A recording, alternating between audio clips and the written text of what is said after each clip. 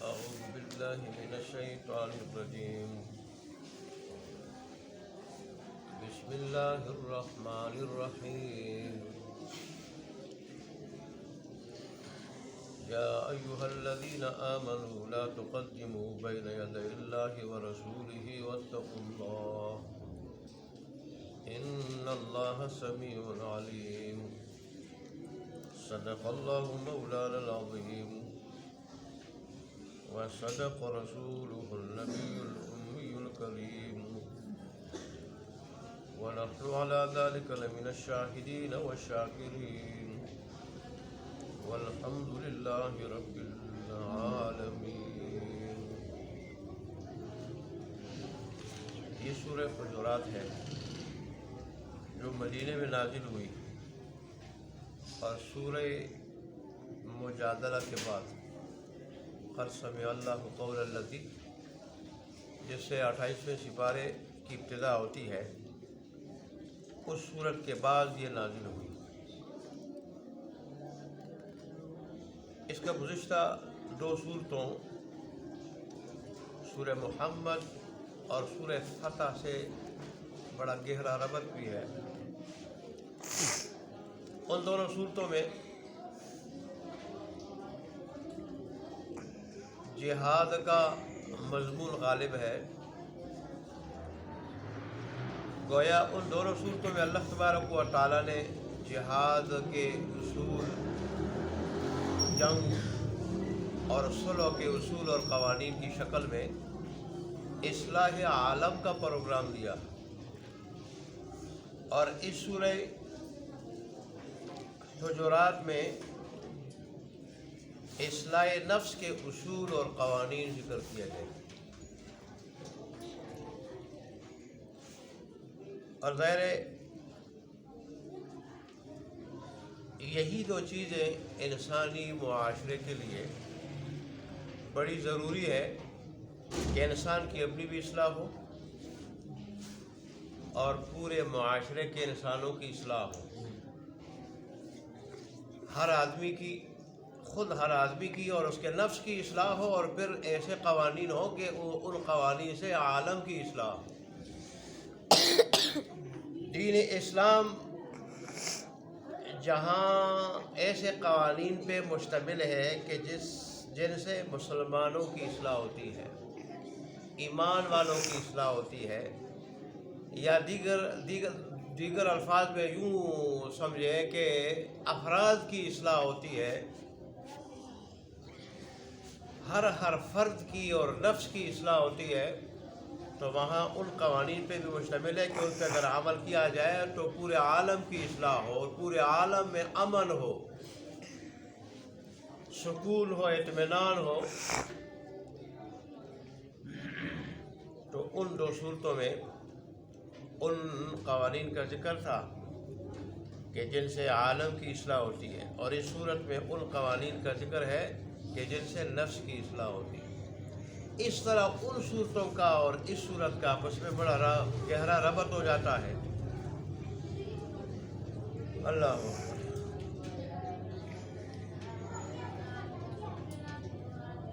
اس صورت میں اللہ تبارک و تعالیٰ نے سب سے پہلے جو اصول دیے ہیں آج کی آیت میں ان میں سے 2 اصول کا ذکر ہے. پہلا اصول کیا ہے کہ اللہ اور اس کے رسول کے حکم سے آگے مت بڑھو. اللہ اور اس کے رسول کے حکم سے آگے مت بڑھو، یعنی اللہ اور اس کے رسول کے حکم کے مقابلے میں اپنی رائے کو ترجیح مت دو، اپنی رائے پہ عمل نہ کرو، بلکہ اللہ اور اس کے رسول کے حکم کے آگے سر تسلیم خم کرو. اگر حکم موجود ہے پھر تو اس کے خلاف جائز نہیں، اور اگر حکم موجود نہیں، اس کی توقع ہے تو پھر اس کا انتظار کیا جائے. جیسے اس کے شان نزول میں یہ لکھا گیا ہے کہ بنو تمیم کے کچھ لوگ آئے اور انہوں نے رسول اللہ صلی اللہ علیہ وسلم سے درخواست کی کہ ہمارا کوئی امیر مقرر کر دے. تو رسول اللہ صلی اللہ علیہ وسلم نے بھی سکوت اختیار فرمایا تھا، آپ نے کوئی جواب نہیں دیا تھا۔ اتنے میں ابو بکر صدیق نے ایک آدمی کا نام لیا اور اس کا مشورہ دیا کہ اس کو امیر مقرر کر دیں، اس کو امیر مقرر کیا جائے۔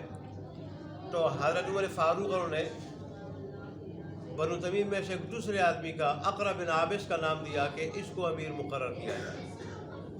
تو ابو بکر صدیق اس پہ کہنے لگے کہ آپ کا تو کام یہی ہے کہ میں جو بات کہوں اس کی مخالفت کرو۔ تو انہوں نے کہا میں نے آپ کی مخالفت نہیں کی، جیسے آپ کے ذہن میں ایک آدمی تھا اس کے لیے مناسب، تو میرے ذہن میں بھی آدمی تھا مناسب، تو میں جیسے آپ نے اس کی رائے دی میں نے اس کی رائے دی۔ اس پہ جو ہے نا آپس میں ان کی باتیں ہونے لگی اور آوازیں اونچی ہو گئی، تو اس پہ اللہ تبارک و تعالیٰ نے سورہ حجرات کی یہ ابتدائی آیات لہم مغفرۃ و اجر عظیم تک یہ اللہ تبارک و تعالیٰ نے نازل کی۔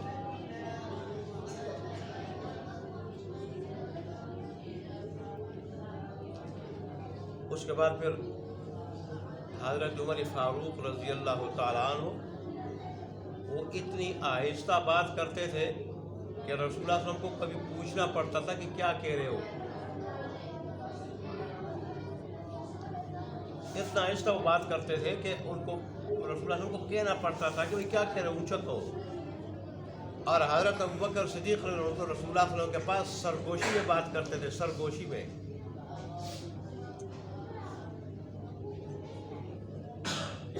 اور ایک دوسرے صحابی ثابت بن قیس رضی اللہ عنہ، انہوں نے تو رسول اللہ صلی اللہ علیہ وسلم کی مجلس میں آنا ہی چھوڑ دیا۔ وجہ کیا تھی؟ ان کی آواز اونچی تھی۔ تو وہ کہنے لگے کہ اللہ تبارک و تعالیٰ نے یوں ارشاد فرمایا کہ تم میں سے جو رسول اللہ صلی اللہ علیہ وسلم کے سامنے اونچی آواز سے بات کرے گا اس کے اعمال بھی ضائع ہو جائیں گے اور اس کے لیے جہنم کی آگ ہے۔ اور ظاہر میں رسول اللہ صلی اللہ علیہ وسلم کے سامنے ان کی مجلس میں کتنی مرتبہ اونچی آواز سے میں نے بات کی، لیکن جان بوجھ کر میں نے اونچی نہیں نکالی، میری آواز فطرتاً پیدائشی اونچی تھی۔ تو اب میں تو جہنمی ہوں، میں جہنمی ہوں، میں اس سوچ میں پڑا ہوا ہوں، پریشان، اس سوچ میں سر جھکا کے ہر وقت رہتا ہوں، اور یہی سوچ مجھے کہیں جانے نہیں دیتی۔ رسول اللہ نے ان کے پیچھے جب آدمی بھیجا تھا، اس نے جب یہ پیغام لایا رسول اللہ کو سنا تو رسول اللہ صلی اللہ علیہ وسلم نے واپس اس کو بھیجا اور فرمایا کہ اس کو کہو تم جہاں آگ والے نہیں ہو، جہنم میں نہیں ہو، تم جو ہے وہ جنتی ہو، تم جہنم میں نہیں ہو، تم جنتی ہو۔ یہ صحابہ کا عالم تھا۔ ایک مرتبہ حکم سنا اللہ تبارک و تعالیٰ کا کہ ایک میرے اور میرے حبیب کے حکم سے آگے مت بڑھو، یعنی اگر حکم موجود ہو اس کی خلاف ورزی مت کرو، اگر آنے کی توقع ہو تو انتظار کرو۔ اگر رسول اللہ صلی اللہ علیہ وسلم سکوت اختیار فرما رہے تو اس کا مطلب یہ ہے کہ ابھی حکم اللہ کی طرف سے موجود نہیں ہے، بلکہ آنے کا کیا ہے؟ انتظار ہے۔ جیسے یہاں پہ رسول اللہ نے سکوت اختیار فرمایا تھا، جیسے انہوں نے سکوت فرمایا تو آپ بھی سکوت اختیار کرتے۔ اور پھر اللہ تبارک و تعالیٰ نے دوسرا حکم یہ دیا واتقوا اللہ، اللہ تبارک و تعالیٰ سے ڈرو۔ یہ خوف خدا ایک بہت بڑی صفت ہے حضرت انسان۔ دیکھیں آج تک جتنے بھی رب کی طرف سے جتنے ذرائع آئے ہمارے پاس پہنچے، میرے انبیاء کی شکل میں، آج کل انبیاء کے نائبین کی شکل میں، علماء کی شکل میں، واعظین ناصحین کی شکل میں، 104 تو چھوٹی بڑی کتابیں نازل ہوئی، جن میں 4 بڑی مشہور کتابیں تورات، انجیل، زبور، قرآن، باقی صحیفے تھے، اور باقی 1,24,000 انبیاء، اور پھر صحابہ، تابعین، تبع تابعین، ائمہ مجتہدین، بزرگان دین، آج تک علماء، اللہ کے اور اولیاء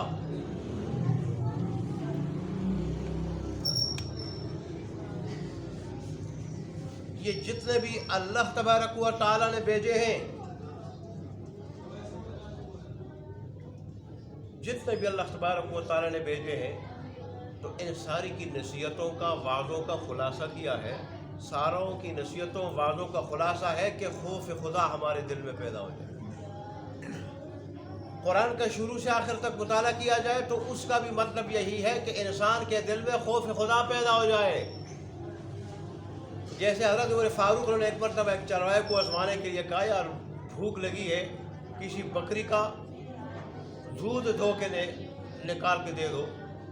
تو چرواہے نے کہا کہ بکریاں اپنی نہیں ہیں اور مالک میں نہیں ہوں. تو عمر فاروق نے جب یہ سنا تو امتحان لینا چاہا. اچھا چلو، مالک کون سا بھی تمہیں دیکھ رہا ہے، مالک کون سا تمہیں دیکھ رہا ہے، لہذا اس طرح کرو کہ وہ دودھ نکال کے ہمیں دے دو. تو اس نے پھر کیا کہا، یا عبد اللہ فأین اللہ، اے اللہ کے بندے پھر اللہ کہاں چلا گیا، اے اللہ کے بندے پھر اللہ کہاں چلا گیا. مالک کو میں جھوٹ بول دوں گا، جھوٹ بول دوں گا، میں اس کو تو میں کیا کروں، مطمئن کر دوں گا، تسلی دے دوں گا، اور وہ جو ہے مان بھی جائے گا. لیکن اللہ کو کیا جواب دوں گا، اللہ جو دیکھ رہا ہے. اللہ کے سامنے جب کھڑا ہوں گا، اللہ کے سامنے جو جاؤں گا تو اس کو کیا جواب دوں گا. حضرت عمر فاروق اس چرواہے کے جملے سے اتنا متاثر ہوئے کہ اس وقت تو اس سے کہا کہ یار تجھ جیسے بندے جب تک اس دنیا میں رہیں گے، دنیا میں فساد نہیں ہوگا، امن ہی ہوگا. یہ جتنا فساد ہے چوری کی وجہ سے، جھوٹ کی وجہ سے، دھوکے کی وجہ سے فساد ہوتا ہے. یہ چیزیں ختم ہو جائے، جن کے ختم کرنے کا اسلام دائی ہے، دین اسلام دائی ہے، یہ چیزیں ختم ہو جائے تو جھگڑا، فساد، فتنہ اور شر یہ خود بخود یہ چیزیں ختم ہو جائیں گی. تو فرمائے کہ جب تک تیرے جیسے لوگ اس امت میں موجود ہیں، دنیا میں فتنہ نہیں ہوگا. اور پھر حضرت عمر فاروق پر اس جملے کا اتنا اثر ہوا کہ مدینہ جاتے ہوئے جانے تک، پہنچنے تک یہ جملہ دہراتے رہے، یا عبد اللہ فأین اللہ، یا عبد اللہ فأین اللہ، یا عبد اللہ فأین اللہ، اے اللہ کے بندے پھر اللہ کہاں چلا گیا. مالک کو تو تم سامنے رکھتے ہو، مالک تو تم سامنے رکھتے ہو، اور مالک کے رب کو بلا دیتے ہو. مالک سے تو ہم چھپا دیں گے، لیکن مالک کے رب سے کون چھپا سکے گا. یہی بات اگر حضرت انسان کے دل میں آ جائے، اور ساری کی ساری کتابیں 104 کتابوں کی یہی دعوت رہی، 1,00,000 کم و بیش 24,000 انبیاء کی یہی دعوت رہی، اور 1,00,000 کم و بیش 24,000 صحابہ کی یہی دعوت رہی کہ بھئی اللہ تبارک و تعالیٰ کا خوف ہمارے دلوں میں آ جائے. یہ بات دل میں آ جائے کہ اللہ دیکھ رہا ہے، ہماری کوئی حرکت اللہ سے چھپی ہوئی نہیں، ہماری کوئی حرکت اللہ سے چھپی ہوئی نہیں. اگر کہیں اندھیرے میں ہو، کہیں بند کمرے میں ہو، کہیں جنگل میں ہو، کہیں کوئی بھی نہ دیکھ رہا ہو، تو یہ انسان کے ذہن میں ہو کہ اللہ دیکھ رہے مجھے، رب کائنات مجھے دیکھ رہا ہے، اور وہ میری یہ حرکتیں اب نوٹ کر رہے، فرشتے نوٹ کر رہے، کل اللہ مجھ سے اس کا حساب لے گا، میں حساب دوں گا. اور یہ سوچتے ہوئے کہ اللہ تبارک و تعالیٰ کے سامنے اگر میری حرکتیں یہ والی ہوئی جن سے اللہ ناراض ہو، ٹھیک نہ ہوئی، تو پھر اللہ مجھ پہ غصہ ہوگا، اللہ ناراض ہوگا، اللہ کی ناراضگی کے صلے میں جہنم میں جاؤں گا. تو پھر اللہ تبارک و تعالیٰ کے سامنے کیسے جاؤں گا، اس کو کیا جواب دوں گا. یہ بات حضرت انسان کے دل میں آ جائے. یہ قرآن کی بھی دعوت ہے، یہ اللہ کے انبیاء کی بھی دعوت ہے، یہ بزرگان دین اور علماء کی بھی دعوت ہے. اس لیے اللہ تبارک و تعالیٰ نے پہلا اصول جہاں یہ دیا کہ اللہ اور اس کے رسول کی مخالفت نہ ہو، اللہ اور اس کے رسول کی نافرمانی نہ ہو. آج کل جو ہم پریشان ہیں، گیس ہوتی نہیں ہے، بل اتنے آتے ہیں، آسمان سے باتیں کرتے ہیں، بجلی ہوتی نہیں ہے اور بل بجلی کے کتنے آتے ہیں. سردیوں میں بھی پہلے کوئی 100 150 200 300 بل آتا تھا، آج کل سردیوں میں کتنا بل بجلی کا آتا ہے۔ ایسے ہی مہنگائی کہاں پہنچی ہوئی ہے، بے روزگاری کا کیا عالم ہے، گھر گھر میں بے سکونی کا کیا عالم ہے، پھر ملک کی سطح پر، پھر پوری دنیا میں مسلمانوں کا کیا عالم ہے، کیا حال ہے۔ یہ اللہ اور اس کے رسول کی نافرمانی ہے۔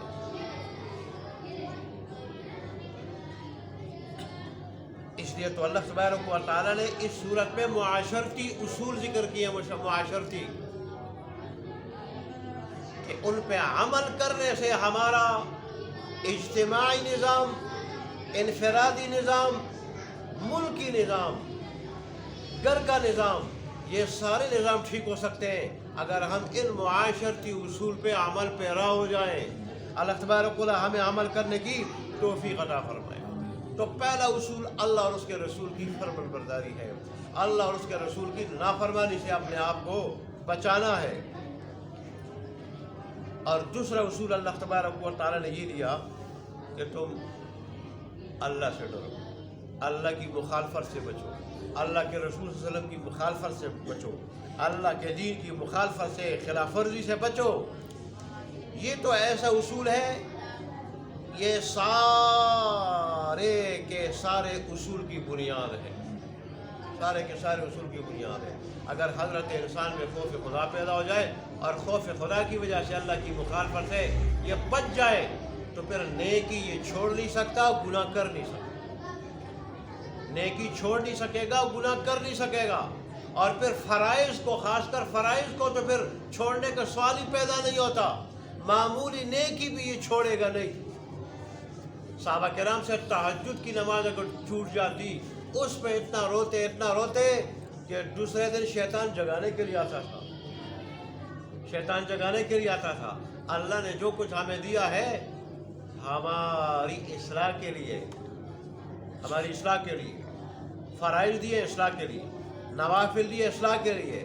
یہی وجہ حدیث میں آتا ہے حدیث شریف میں کہ انسان فرائض کے ساتھ ساتھ اور سنت موقع کے ساتھ ساتھ نوافل کا بھی اہتمام کرے، یہ خدائی کنٹرول میں چلا جاتا ہے، خدائی کنٹرول میں۔ اس کی آنکھیں غلط جگہ پر پڑھ نہیں سکتی، دیکھ نہیں سکتی، کان غلط بات سن نہیں سکتے، زبان پر غلط بات کر نہیں سکتی، اور اس طرح اس کے ہاتھ غلط بات، غلط کام کر نہیں سکتے، پاؤں سے غلط جگہ کی طرف یہ چل نہیں سکتا اگر فرائض کے ساتھ ساتھ نوافل کا اہتمام کرے۔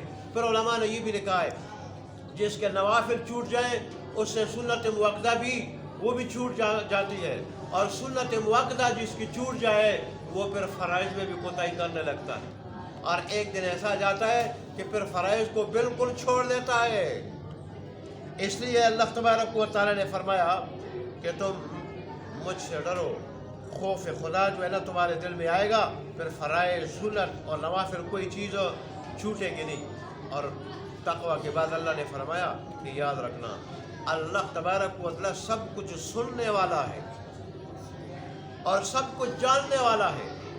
انسان یا زبان سے کچھ کہتا ہے یا پھر ہاتھ پاؤں سے کچھ کرتا ہے، تو فرمایا ہاتھ پاؤں سے جو کچھ کرو گے میں جانوں گا، مجھ سے مخفی نہیں۔ زبان سے جو کچھ کہو گے میں سنوں گا، وہ بھی مجھ سے مخفی نہیں ہوگا۔ اور پھر اللہ تبارک و تعالیٰ کے فرشتے جہاں رب جانتا ہے وہ ایک رجسٹر میں اس کو جمع کر رہے ہیں، یہاں تک کہ جب کل قیامت کے دن اللہ اس کے سامنے کتاب رکھ دے گا، نام اعمال، یہ پھر کہے گا ما لہذا الکتاب لا یغادر صغیرہ ولا کبیرہ الا احصاها، یہ تو عجیب کتاب ہے، اس نے تو میرے کوئی نہ چھوٹی بات چھوڑی ہے نہ بڑی بات چھوڑی ہے، اس نے تو چھوٹی چھوٹی حرکتیں بھی نوٹ کی ہیں، میرے وہم و گمان میں بھی نہیں تھا کہ میری یہ حرکتیں نوٹ ہوگی، اس نے تو چھوٹی چھوٹی حرکتیں بھی نوٹ کی ہیں۔ اور اب جو ہے وہ کہہ رہی ہے، اللہ کہے گا کہ اقرا کتابک، اب اپنا نام اعمال خود پڑھتا جا، فیصلہ کرتا جا، تیرا ٹھکانہ کیا ہونا چاہیے، جہنم ہونا چاہیے یا جنت ہونا چاہیے۔ اللہ تبارک و تعالیٰ ہمارے حال پہ رحم فرمائے، اللہ تبارک و تعالیٰ ہمیں عمل کرنے کی توفیق عطا فرمائے۔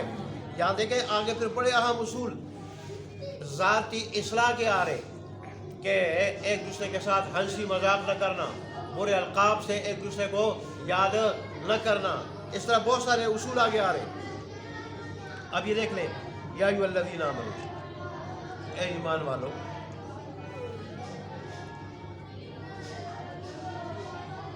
اچھا، اس صورت کے اندر 342 الفاظ ہیں، 1475 حروف ہے، اور 2 اس کے اندر رکوع ہے، 18 آیات ہے، اور اس صورت کو سورہ حجرات اس لیے کہا جاتا ہے کہ حجرات حجرہ کی جمع ہے، حجرہ کہا جاتا ہے کمرے کو، اور اس صورت کی تقریباً چوتھی آیت میں حجرات کا ذکر ہے، حجرات کا ذکر ہے۔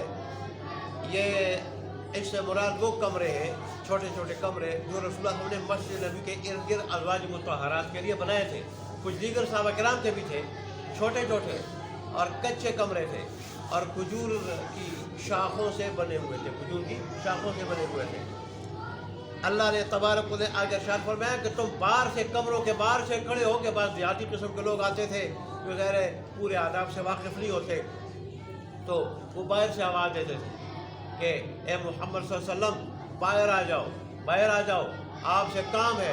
تو اللہ تبارک و تعالیٰ نے فرمایا اس قسم کی جو آوازیں دیتے لوگ وہ عقل سے خالی ہیں، اللہ کے حبیب کا بہت بڑا مقام ہے، تمہیں باہر سے آوازیں نہیں دینی چاہیے، تمہیں صبر کرنا چاہیے یہاں تک کہ اللہ کے حبیب خود کمروں سے نکل جائیں، پھر جو آپ کا کوئی مسئلہ ہے وہ پیش کر دیا تھا۔ تو وہاں بھی اللہ نے کمروں کا ذکر کیا، جب وہ حجرات یعنی کمروں سے باہر آ جائیں پھر آپ کا کوئی مسئلہ ہو تو پیش کر دیا کرو، اس لیے اس کو سورہ حجرات کہا جاتا ہے۔ یا ایھا الذین آمنوا، ایمان والو، لا تقدموا، مت بڑھو تم آگے، بین یدی اللہ، اللہ تبارک و تعالیٰ سے، اور رسول اس کے رسول صلی اللہ علیہ وسلم سے، یعنی اللہ اس کے رسول کے حکم سے، واتقوا اللہ، اور اللہ تبارک و تعالیٰ سے ڈرو، ان اللہ سمیع علیم، بے شک اللہ تبارک و تعالیٰ سب کچھ سننے والا اور سب کچھ جاننے والا ہے۔ وآخر دعوانا الحمدللہ۔